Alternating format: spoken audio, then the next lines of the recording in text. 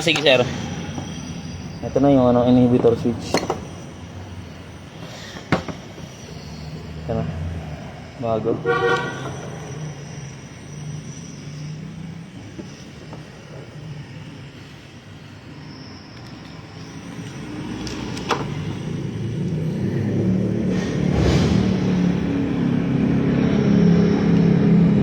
Okay, pares naman. Let's go. Okay na. Nakabit na natin ito.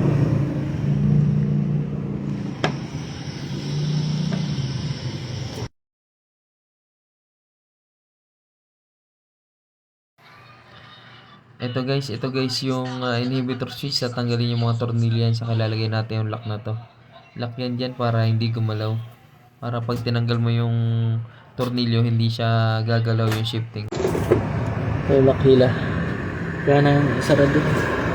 Tanggalin natin yung inhibitor switch. Putol. Ayun ang pigaan sa loob. Yun, nakita mo yung pigaan? Ha? Nakita mo yung pigaan? Yan.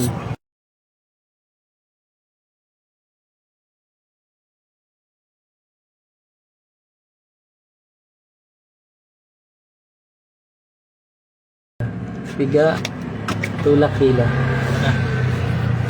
Tingnan, connector. Nice, sige. Okay na.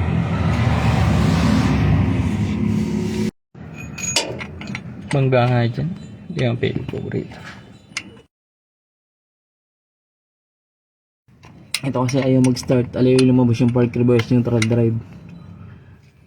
Ayan. Nung una, cambio lang, ayaw mag-cambio. Ngayon nawala na yung park reverse neutral drive sa cluster. 2014 na Montero.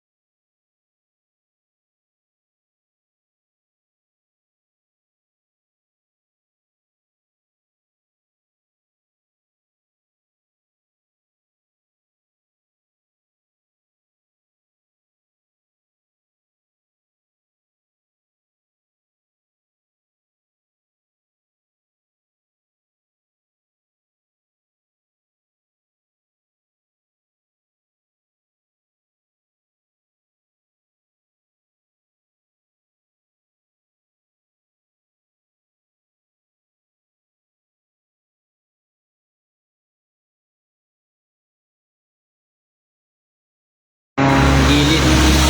Pag lumusong ko sa baha, pwede mabasatan. Pwede nga katagalan. Ganyan naman eh. Ang masama, yung isang taon pa lang, problema na agad yan. 2014 pa to eh. Stock pa yan eh. Sulit na rin yan. Kumbaga ilang years na. 11 years na. Yung inhibitor switch, paras na sa tuso na no. So yung day nang ganun din, di ba? 10 years na labas. Inhibitor switch.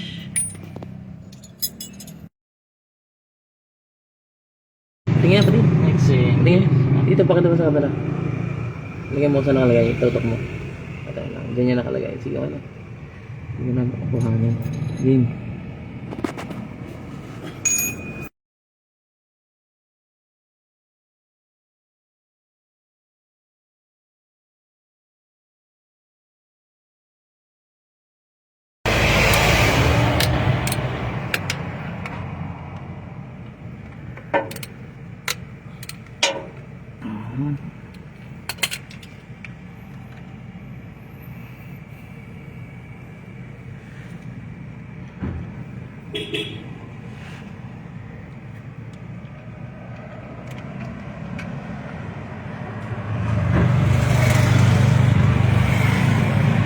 Iba ng sukat yun. Tornilyo.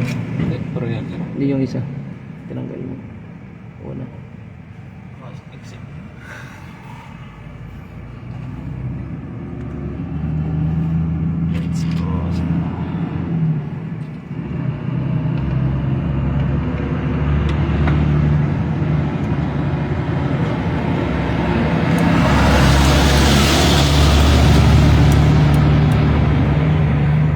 Okay, dito niya. Taas baba lang.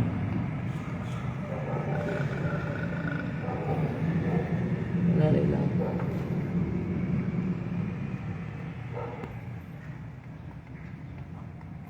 Taas baba lang. Ay, mali pa. Yun, swerte, wala nang init. Samantalahin mo na. Ano yan? Angat-angat yung ulap, hindi? Na?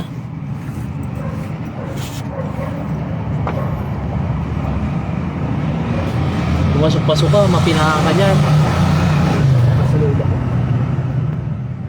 Hindi ka kita dyan. Halo, SUV. Malalaki. Pilay ka dyan. Swerte mo pilay ka lang. Wala, ang laki oh. Tutulin pa naman. Tutulin na. Kanina, ano ulit ako? Tutulin dyan. Kanina. Saan?